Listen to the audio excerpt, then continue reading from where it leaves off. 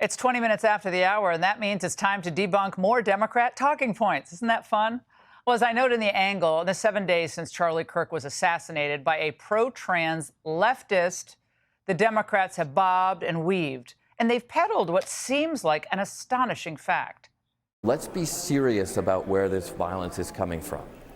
Of extremist violent attacks in America, extremist violent murders, 76% are from right-wing extremists, 4% are from left-wing extremists. According to the Anti-Defamation League last year, all the murders were committed, and I'm not actually going to say this because I don't even want to go left-right with this, but you can imagine it wasn't from the left. Well, this would all be very, very astonishing if it were all true. But we dug into these numbers, and we found that the left, as usual, is manipulating the data to immunize Democrats from criticism. Now, who can forget the summer of love and scenes like this?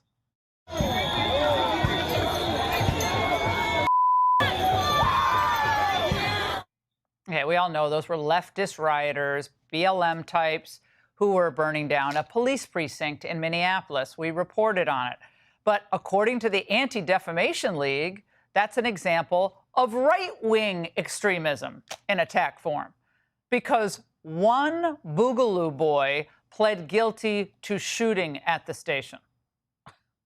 And in 2024, the ADL included multiple murders if a killer had even a loose affiliation with a white supremacist group. It didn't matter that the killing had nothing to do with race at all, but that's what the ADL considers right-wing extremism.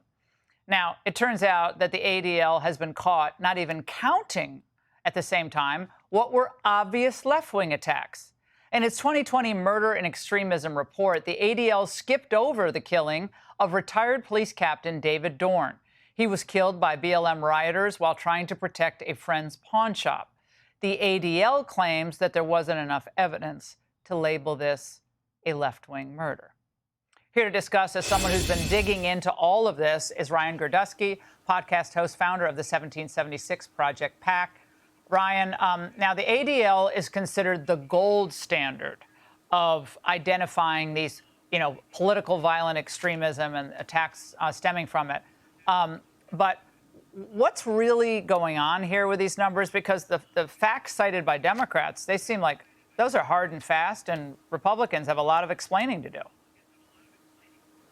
Right. So if you look at the numbers from 2024 alone, of all the people that they cited as right-wing extremists, none, and I mean none, had any political reasoning for attacking or killing victims. One was the case of a man who was a child molester who murdered a young girl. He had 2 swastikas tattoos on him. Therefore, he was a right-wing extremist. Another one was a man who killed his half-brother because he had called the cops on him. That was a case of right-wing extremism because he belonged to a prison gang previously that was a white supremacist gang. None of these affiliations are actually towards republicanism, towards the president. None of them people actually have a record of even voting in many cases.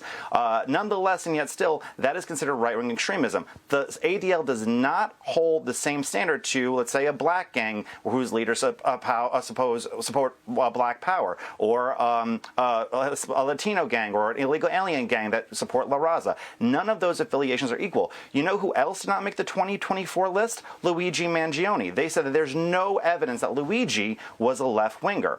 Other organizations like the University of Cincinnati, they have a project prosecution that they looked at. They listed a woman who prayed silently and was arrested at an abortion clinic where no one was hurt and no one was injured and no one was killed as violent right-wing extremism. It's completely manipulated numbers in order to create a narrative for Democratic politicians and for talking heads in the media who lie to the American people.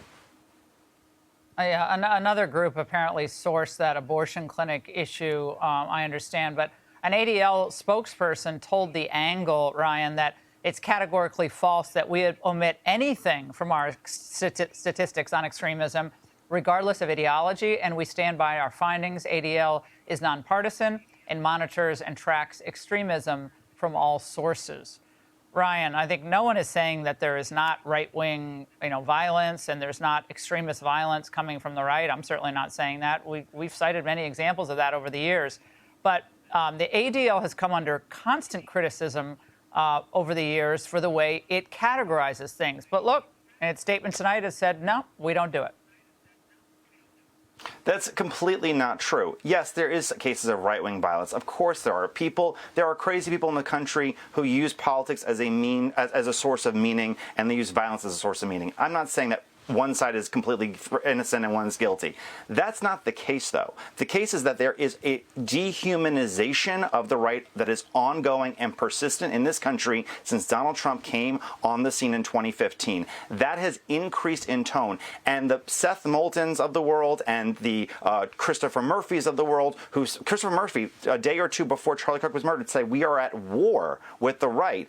That language, those are the moderates. Those are those are the moderates. You should see the people online and what they're sitting there and saying, what they're feeding these lone wolves. That's where they're being radicalized. And there is absolutely, categorically there's no way that they're nothing besides leftists. In the case of the assassination of Charlie Kirk, Luigi Mangione, we all know this. Yeah, well, I think what the ADL tries to hide behind is this idea that, well, it's much easier to identify white supremacists than it is to identify leftists.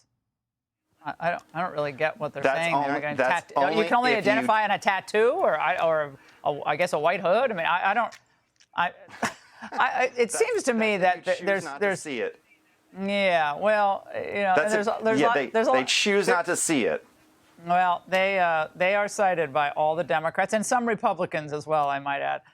We invite them on the program, and they can come on and debate this. We got to go, Ryan. Thank you. Hey, Sean Hannity here. Hey, click here to subscribe to Fox News YouTube page and catch our hottest interviews and most compelling analysis. You will not get it anywhere else.